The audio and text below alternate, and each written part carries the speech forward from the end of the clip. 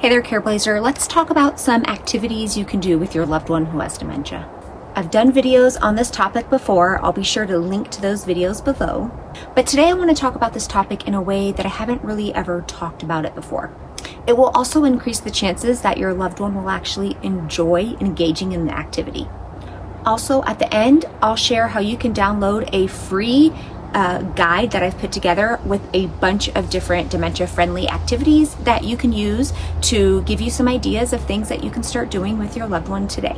Now, we all know that anything that you can do to improve your relationship with your loved one with dementia is a huge benefit.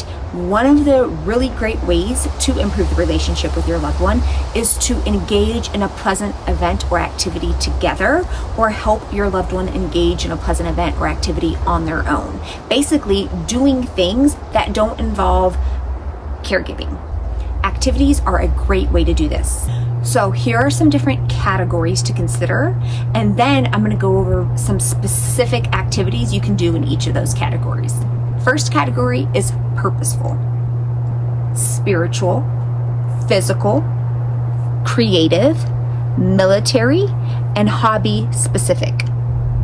In the purposeful category, you might consider things like folding towels, sorting or organizing buttons, coupons, magazines, nuts and bolts, movies, polishing silverware with a dry cloth, setting the table, dusting a coffee table or furniture, help with gardening, watering, looking through family photos, spending time with a pet by brushing the pet, feeding the pet, walking the pet, visiting with grandkids, fixing things around the house using safe tools, assembling or disassembling discarded equipment such as old VCRs, broken fans, bicycles, or computer parts.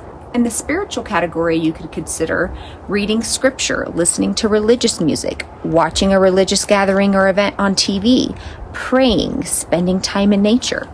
In the physical category, you could consider walking, doing chair yoga, riding a stationary bike. In the creative category, you could consider painting, drawing, singing, dancing, watching clouds, looking at birds, collecting leaves, rocks, seashells, telling jokes, doing a craft together like putting together a model car, cooking a new recipe. If your loved one happened to serve in the military, a military-specific activities could include sorting, polishing, looking at military award coins, going through military pictures and certificates, watching military movies on TV, listening to military cadence songs. YouTube is a great source for this.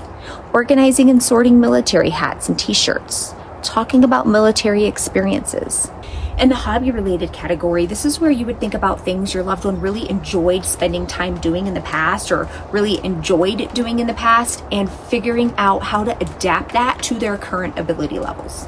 So for example, let's say your loved one was a chef or really enjoyed cooking. Some hobby-specific activities you could do around the cooking would include cooking a new meal together, experimenting with new spices, going to a grocery store together to pick out ingredients for a meal, putting together a cookbook, looking through magazines, books, or the internet for foods that look good or are interesting, talking about your favorite meals, talking about the best dinner you hosted, hosting a small dinner gathering, getting dressed up and having a fancy dining experience at your house, meal planning together for the week, do meal prepping or snack prepping for the week.